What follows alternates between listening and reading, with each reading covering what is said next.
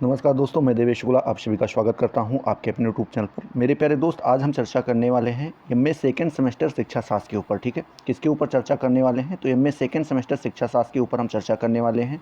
बात करते हैं, आज हम शिक्षा शास्त्र के पेपर नंबर 1 के ऊपर चर्चा करेंगे। पेपर नंबर 1 का नाम, मेरे प्यारे दोस्त, तो पेपर नंबर 1 का नाम शिक्षा के मनोवैज्ञानिक आधार है। तो आप जिस किसी भी यूनिवर्सिटी से एमए कर रहे हो, अगर एजुकेशन आपका सब्जेक्ट है तो आपको वहाँ का सिलेबस उठा के ज़रूर चेक कर लेना है कि क्या आपके पेपर नंबर 1 का नाम शिक्षा के मनोवैज्ञानिक आधार है या नहीं है तो अच्छी बात है, धड़ल्ले के साथ तैयारी कीजिए। अगर नहीं है तो ज़रूर चेक कर लीजिएगा कहीं पेपर नंबर 2, पेपर नंबर 3 या फिर पेपर नंबर 4 का नाम तो नहीं है। ठीक है, चलिए बात करते हैं मेरे प्यारे दोस्त। आज हम बात करने वाले हैं कुछ टॉप क्वेश्चंस के बारे में जो आपके एग्जामिनेशन में आ सकते हैं। और कुछ यूनिवर्सिटीज़ जो हैं वो अपना सेकंड सेमेस्टर का एग्ज़ाम जो है कंडक्ट करवा चुकी हैं, कुछ करवा रही हैं और कुछ आगे चल के करवाने वाली हैं कुछ ही समय में। और सीरीज़ नहीं मिल पा रही है, काफ़ी ज़्यादा कमेंट्स भी आ रहे हैं कि सर सीरीज़ नहीं मिल पा रही है, कोई व्यवस्था कीजिए। तो मेरे पास जो पुरानी सीरीज़ थी उन्हीं से मैं वीडियोज़ बना रहा हूँ, आपके लिए जो है तैयार कर रहा हूँ। और लगभग आप मान के चलिए 80% 80 to 90% यहीं से आपके क्वेश्चन आ जाएंगे। बस आपको क्या करना है, वीडियो को शुरू से लेकर के अंत तक देखना है। और वीडियो आपको ज़रूर जो है वीडियो के नीचे कमेंट करके बताना है कि वीडियो आपको कैसा लगा। ठीक है, चलिए बात करते हैं मेरे प्यारे दोस्त क्वेश्चंस के बारे में। तो पहला प्रश्न आपके सामने यहाँ पर दिया गया है, पूछ रहा है कि शिक्षा मनोविज्ञान की परिभाषा दीजिए। पहला क्वेश्चन, क्योंकि आपके पेपर का ही नाम है शिक्षा के मनोवैज्ञानिक आधार, तो ये इंपॉर्टेंट क्वेश्चन हो जाता है आपके लिए कि शिक्षा मनोविज्ञान की परिभाषा दीजिए। या हो सकता है आपसे इस तरीके से पूछ ले, शिक्षा मनोविज्ञान लिख के बस केवल छोड़ दे, या शिक्षा मनोविज्ञान क्या है ये इस तरीके से पूछ के छोड़ दे, या शिक्षा मनोविज्ञान का अर्थ बताइए ये पूछ के छोड़ दे, या शिक्षा मनोविज्ञान के शाब्दिक अर्थ के बारे में पूछे। किसी भी तरीके से क्वेश्चन को घुमा फिरा के पूछ सकता है। आंसर आपको एक ही देना है जो मैं यहाँ पर बता रहा हूँ। ठीक है, पहले तो आपको लिखना होगा शिक्षा मनोविज्ञान का शाब्दिक अर्थ। हेडिंग आप डालेंगे शिक्षा मनोविज्ञान का शाब्दिक अर्थ। इसमें आप लिखेंगे कि शिक्षा संबंधित मनोविज्ञान। शिक्षा मनोविज्ञान का शाब्दिक अर्थ क्या होता है? शिक्षा संबंधित मनोविज्ञान मतलब शिक्षा से संबंधित जितने भी शिक्षा से संबंधित मन से शिक्षा और मन से संबंधित जितने भी विज्ञान होते हैं वो सभी शिक्षा मनोविज्ञान के अंतर्गत आते हैं। अगर इसको आप और बढ़ा चढ़ा कर लिखना चाहें तो लिख सकते हैं मेरे प्यारे दोस्त कि अर्थात यह मनोविज्ञान का व्यवहारिक रूप है। कौन सा है ये मनोविज्ञान का? कौन सा रूप है? व्यवहारिक। देखिए, एक तो व्यवहारिक होता है, एक सैद्धांतिक होता है। तो ये कौन सा रूप है? व्यवहारिक रूप है। व्यवहारिक और सैद्धांतिक में दोनों में फर्क होता है। फर्क क्या होता है? जो सैद्धांतिक होता है वो एक सिद्धांत पे चलता है। मान लीजिए कुछ दिन पहले कोई एक महापुरुष थे, कोई एक मनोवैज्ञानिक थे, कोई एक शिक्षा शास्त्री थे, कोई एक समाज शास्त्री थे, कोई भी रहा हो, उन्होंने कोई एक कोटेशन लिखकर छोड़ दिया। ठीक है, उन्होंने क्या लिख करके छोड़ दिया? एक कोई कोटेशन लिख करके छोड़ दिया और आप उसी को फॉलो कर रहे हैं। ना उसको आप चेंज कर रहे हैं, ना उसको चेंज करना चाहते हैं, ना उसमें कुछ नया ट्राई कर रहे हैं, तो आप सैद्धांतिक हैं। अगर आप उस चीज़ को चेंज कर रहे हैं, थोड़ा नए तरीके से देखने का प्रयास कर रहे हैं, कुछ नई नई चीज़ें उसमें निकाल रहे हैं, तो वो आप व्यवहारिक हो जाते हैं। तो ये क्या है? ये जो है मनोविज्ञान का व्यवहारिक रूप है। कौन सा? शिक्षा मनोविज्ञान। और शिक्षा की प्रक्रिया में मानव व्यवहार का अध्ययन करने वाला है। ये क्या करता है? जो शिक्षा की प्रक्रिया होती है। शिक्षा की प्रक्रिया कैसे होती है? बालक का एडमिशन से स्टार्ट होता है। जब बालक छोटा, एडमिशन नहीं और पहले से स्टार्ट हो जाता है, क्योंकि जब बालक माँ की कोख में आता है और उसके पश्चात जब वो जन्म लेता है, उसके बाद धीरे धीरे वो सीखना ही शुरू कर देता है। सीखना शुरू करता है, बस वो अनौपचारिक होता है, औपचारिक नहीं होता है। मतलब कि लीगली नहीं पढ़ रहा होता है, इलीगल पढ़ रहा होता है। लीगली तब पढ़ता है जब उसका एडमिशन कहीं किसी स्कूल में करवा दिया जाता है और कुछ समय के पश्चात, चाहे 6 महीने हो, चाहे साल भर हो, उसके बाद उसको एक प्रमाण पत्र दिया जाता है कि हाँ भैया यहाँ पर आप क्वालिफाइड हो गए हैं, तो वो आपका औपचारिक हो जाता है। फिलहाल वो अनौपचारिक पैदा होने के बाद सीखना शुरू कर देता है। जैसे कि माँ जैसे बोलती है उस तरीके से बोलना शुरू कर देगा।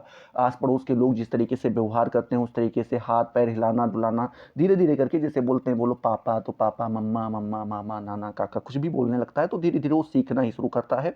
और जब तक वो मर नहीं जाता तब तक वो सीखता रहता है। तो वही बताते हैं कि शिक्षा की प्रक्रिया में क्या होता है? मानव व्यवहार का अध्ययन करता है। कौन करता है? शिक्षा मनोविज्ञान करता है। इस तरीके से आप शिक्षा मनोविज्ञान के अर्थ को समझा देंगे। आगे आप लिखेंगे कि स्कीनर के शब्दों में देखें। स्कीनर महोदय ने शिक्षा मनोविज्ञान को परिभाषित करते हुए लिखा है कि शिक्षा मनोविज्ञान अपना अर्थ शिक्षा से जो सामाजिक प्रक्रिया है और मनोविज्ञान से जो व्यवहार संबंधित विज्ञान है ग्रहण करता है। समझिएगा, थोड़ा सा इसको और अच्छे से समझने का प्रयास करते हैं। स्कीनर महोदय ने कहा कि जो शिक्षा मनोविज्ञान है, इसका अगर अर्थ आप शिक्षा से लें तो शिक्षा एक कैसी है? सामाजिक प्रक्रिया। सामाजिक प्रक्रिया क्या होगी? सामाजिक प्रक्रिया का मतलब ये हुआ कि समाज में जितने भी लोग रहते हैं, जितने भी व्यक्ति रहते हैं, सभी को शिक्षा से होकर के गुजरना पड़ता है, चाहे औपचारिक शिक्षा हो या अनौपचारिक हो। बहुत लोग कहते हैं भैया हम अनपढ़ हैं, लेकिन उन्होंने किसी विद्यालय में नहीं पढ़ा, उससे पहले वो घर पे पढ़े, समाज में पढ़े, आस पड़ोस से पढ़े, कहीं ना कहीं से कुछ ना कुछ वो सीखे हैं, तो वो भी किसी न किसी तरीके से शिक्षा को ग्रहण किए हैं। तो वही बताते हैं ये क्या है, सामाजिक प्रक्रिया है, इसमें समाज के हर व्यक्ति को इससे होकर के गुजरना पड़ता है। साथ ही साथ बताते हैं जो मनोविज्ञान है, मनोविज्ञान से जो व्यवहार संबंधित विज्ञान है, ये क्या होता है, व्यवहार। मनोविज्ञान का काम क्या है, आपके बिहेवियर को देखना, पता करना कि आपका जो मन है वो किस तरीके से कार्य कर रहा है, मन का स्टेटस क्या है, मन की स्थिति क्या है, तीव्र है, मंद है या मध्यम है, जिस भी तरीके से आप सामान्य बालक की तरह हो सकता है।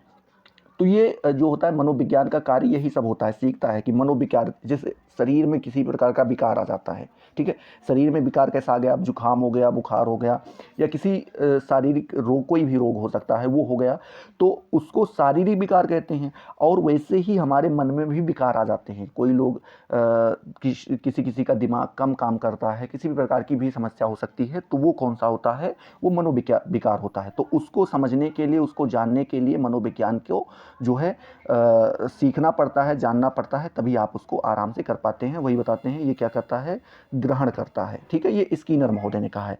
स्किनर ने लिखा भी है, क्या लिखा है कि शिक्षा मनोविज्ञान के अंतर्गत शिक्षा से संबंधित संपूर्ण व्यवहार और व्यक्तित्व आ जाता है। क्या बताते हैं, शिक्षा मनोविज्ञान के अंतर्गत शिक्षा से संबंधित जितने भी व्यवहार होते हैं वो, और जितने भी व्यक्तित्व होते हैं वो दोनों सभी क्या होते हैं, शिक्षा मनोविज्ञान के अंतर्गत आ जाते हैं।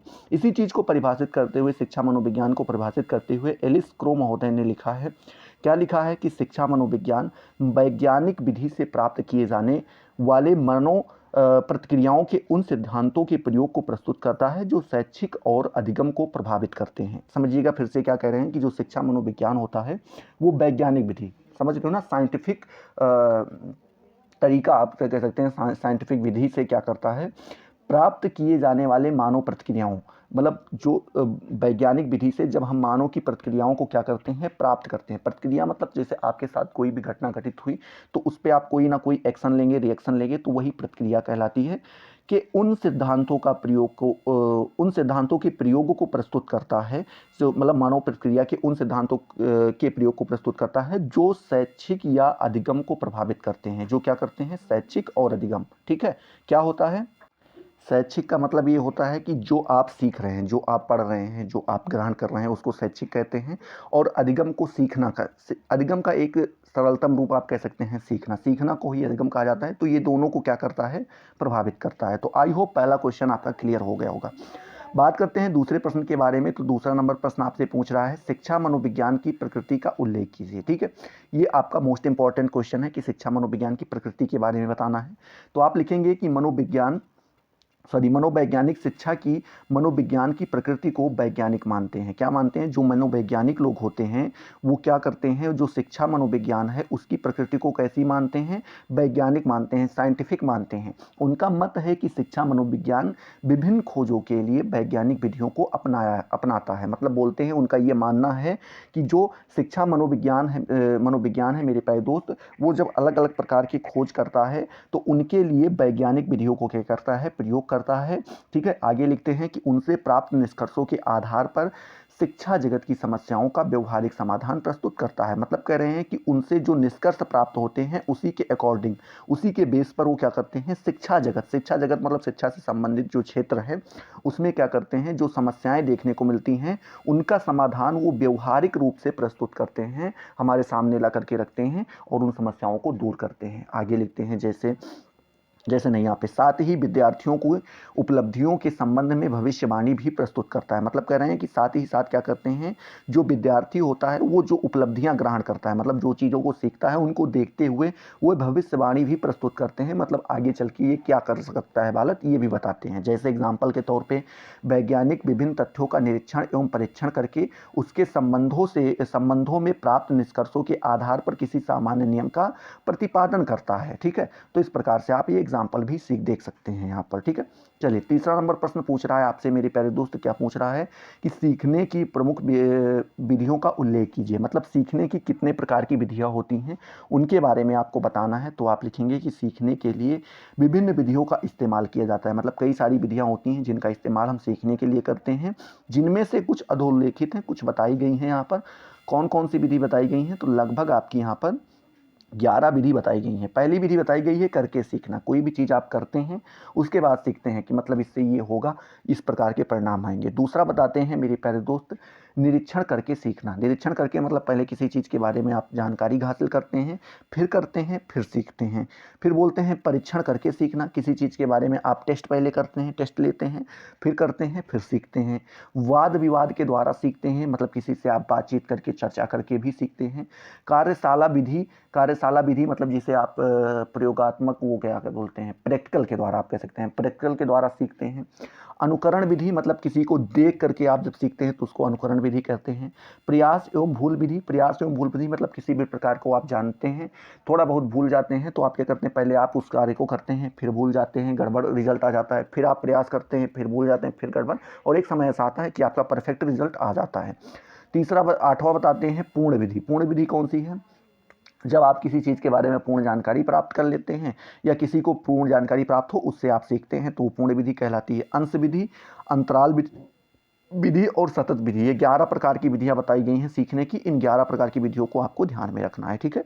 चलिए, अब हम बात करते हैं चौथे नंबर प्रश्न के बारे में। तो चौथा नंबर प्रश्न आपसे पूछ रहा है कि अध्यापक के लिए शिक्षा मनोविज्ञान के महत्व पर 2 वाक्य लिखिए। क्या लिखना है आपको, जो अध्यापक होता है उसके लिए शिक्षा मनोविज्ञान का क्या महत्व है, इसके बारे में आपको यहाँ पर बताना है। तो आप लिखेंगे शिक्षा मनोविज्ञान अध्यापक को छात्रों के प्रति प्रेम, सहानुभूति एवं समदर्शी व्यवहार को अपनाने में सहायता करता है, ठीक है। आगे लिखते हैं शिक्षा मनोविज्ञान अध्यापक को प्रभावशाली शिक्षण विधियों की जानकारी देता है। क्या करता है, जो शिक्षा मनोविज्ञान होता है वो अध्यापक को प्रभावशाली जो शिक्षण होते हैं, मतलब जब पढ़ाते हैं, एक तो नॉर्मली पढ़ाना होता है, एक प्रभावशाली शिक्षण विधि होती है। मतलब जब आप किसी के सामने रखते हैं वो चौंक जाता है, और अच्छा इस तरीके से भी होता है तो वो प्रभावशाली हो जाता है, ठीक है। तो बताते हैं प्रभावशाली शिक्षण विधि की जानकारी देता है।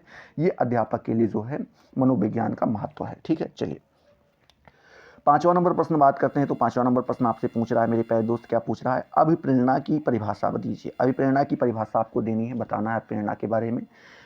तो इसके बारे में मेरे प्यारे दोस्त आप लिखेंगे कि प्राणी की समस्त क्रियाओं, ठीक है, मतलब प्राणी, प्राणी मतलब मनुष्य जिसे कहते हैं, मनुष्य से संबंधित जितनी भी क्रियाएं होती हैं, समस्त क्रियाओं का संचालन स्वयं उसी की आंतरिक दशाओं पर निर्भर करता है। मतलब बोलते हैं मनुष्य की जितनी भी क्रियाएं होती हैं उनका संचालन स्वयं उसी की आंतरिक दशाओं, मतलब उसकी अंदर की जो भाव होते हैं, अंदर की जो भावनाएं होती हैं, उसी पर निर्भर करता है कि वो किन प्रकार की क्रियाओं को करेगा, कैसे वो क्रियाओं का संचालन करेगा, वो उसके अंदर पहले से ही विद्यमान होती हैं।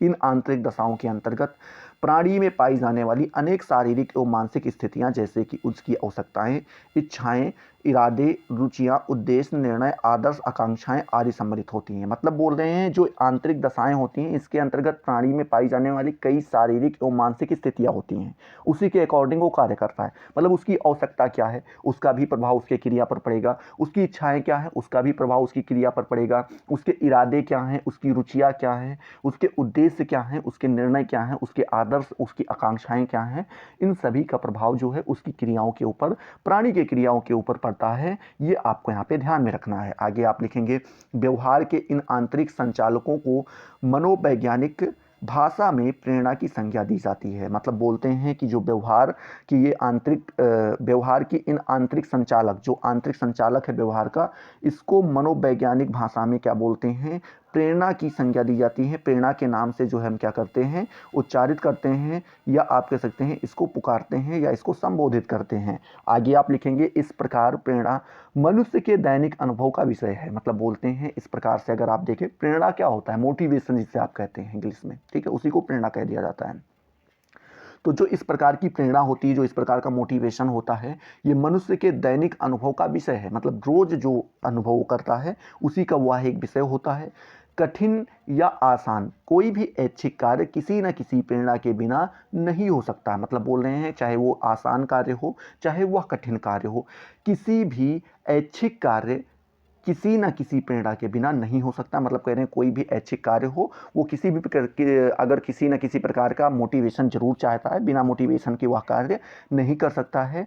सामर्थ्य होने के बाद जितनी ही प्रबल प्रेरणा होगी उतना काम उतना ही जी से व लगाव से होगा। मतलब बोल रहे हैं आपके पास सामर्थ्य होना ही जरूरी नहीं है कि आपके पास सामर्थ्य है आप किसी भी कार्य को करने के, उसके लिए आपके अंदर मोटिवेशन भी होना चाहिए, प्रेरणा भी होनी चाहिए, तभी आप उस कार्य को उतने अच्छे से, उतने लगन से, उतने जी से आप कर पाएंगे जितना से होना चाहिए। जितना ही कठिन काम होगा उसके लिए उतने ही प्रबल प्रेरणा की आवश्यकता होगी। मतलब बोल रहे हैं जितना ही कठिन कार्य आपको देखने को मिलेगा उसके लिए उतने ही ज़्यादा क्या देखने को मिलेगी, आपको प्रेरणा की ज़रूरत पड़ेगी, मोटिवेशन की ज़रूरत पड़ेगी। वो वाला मोटिवेशन नहीं यूट्यूब वाला जो आपको देखने को मिलता है, वो नहीं, वो आपके अंदर जो मोटिवेशन होता है, जो एक्चुअली में मोटिवेशन होता है। मोटिवेशन वो नहीं होता कि चीर डालो, फाड़ डालो, ये कर दो, वो कर दो, तुम कुछ भी कर सकते हो, ये दुनिया हिला सकते हो, ये मोटिवेशन बेकार होता है। आपके अंदर खुद का मोटिवेशन होता है, आप पढ़ाई क्यों कर रहे हैं, किस लिए कर रहे हैं, किसकी इच्छा से कर रहे हैं, ये आपका मोटिवेशन होता है। ठीक है, वो मोटिवेशन इंपॉर्टेंट होता है आपके लिए। आगे लिखते हैं मेरे प्यारे दोस्त, अब प्रेरणा को परिभाषित करते हुए गिलफोर्ड महोदय, उन्होंने लिखा है कि प्रेरणा जो होता है वो प्राणी के भीतर वह विशेष दशा होती है मेरे प्यारे दोस्त, जिसमें उसके भीतर कोई क्रिया प्रारंभ करने और जारी रखने की क्षमता विद्यमान होती है। ये आपके कौन बताते हैं, गिलफोर्ड बताते हैं। मतलब बोलते हैं जो ये मोटिवेशन होता है ये प्राणी के भीतर पाई जाने वाली वह विशेष दशा है जिसके अंदर इतना क्षमता होती है कि वह कार्य को, किसी भी कार्य को प्रारंभ करवा देती है और साथ ही साथ उस कार्य को वह जब तक समाप्त नहीं हो जाता तब तक जारी भी रखती है। यह किसके अंदर होता है, मोटिवेशन के अंदर होता है, प्रेरणा के अंदर होता है। ये आपके कौन बताते हैं, गिलफोर्ड महोदय बताते हैं। वुडवर्थ महोदय जी ने लिखा है, क्या लिखा है, एक मिनट, अरे हाँ, वुडवर्थ महोदय जी ने लिखा है कि प्रेरणा व्यक्ति के भीतर की दशा है। क्या है, जो प्रेरणा होती है वो व्यक्ति के भीतर, मनुष्य के भीतर पाई जाती है, जो किसी आचरण को संपन्न करने या किसी लक्ष्य को प्राप्त करने के लिए प्रेरित करती है। मतलब बोल रहे हैं जो प्रेरणा होती है वो मनुष्य के अंदर पाई जाती है, वो किसी प्रकार का आचरण को संपन्न करवाती है। ठीक है, किसी प्रकार के आचरण को संपन्न कराती है, पूर्ण कराती है, या किसी लक्ष्य को प्राप्त कराती है। कौन कराती है, यह प्रेरणा कराती है जो व्यक्ति के भीतर पाई जाती है। ऐसे ही आपके सोयन महोदय जी ने भी लिखा है प्रेरणा को परिभाषित करते हुए, क्या लिखा है कि प्रेरक वृत्ति, क्या प्रेरक वृत्ति क्रिया की एक ऐसी प्रवृत्ति है मेरे प्यारे दोस्त जो प्रणोदान से उत्पन्न होती है और अभियोजन द्वारा समाप्त हो जाती है। ये आपके कौन लिखते हैं, सोयन जी लिखते हैं। वो बताते हैं जो प्रेरक वृत्ति होती है वो क्रिया की एक ऐसी प्रवृत्ति होती है जो प्रणोदान से उत्पन्न होती है और साथ ही साथ अभियोजन द्वारा समाप्त हो जाती है। मतलब कह रहे हैं किसी कार्य को शुरू करने से पहले यह प्रेरणा अंदर उठती है या प्रेरक वृत्ति उठती है और जैसे ही वह कार्य समाप्त होता है उसके साथ ही उसका मोटिवेशन भी, उसका प्रेरणा भी, उसकी प्रेरक वृत्ति भी क्या होती है, धीरे धीरे करके समाप्त हो जाती है। ठीक है, तो इस प्रकार से हमने 5 प्रश्नों के बारे में चर्चा किया है। अगर वीडियो आपको पसंद आया है, समझ में आया है तो फटाफट कमेंट सेक्शन में आओ, बताओ सर दूसरा वीडियो भी लेकर के आओ। मैं खट से दूसरा वीडियो लेकर के लाऊंगा।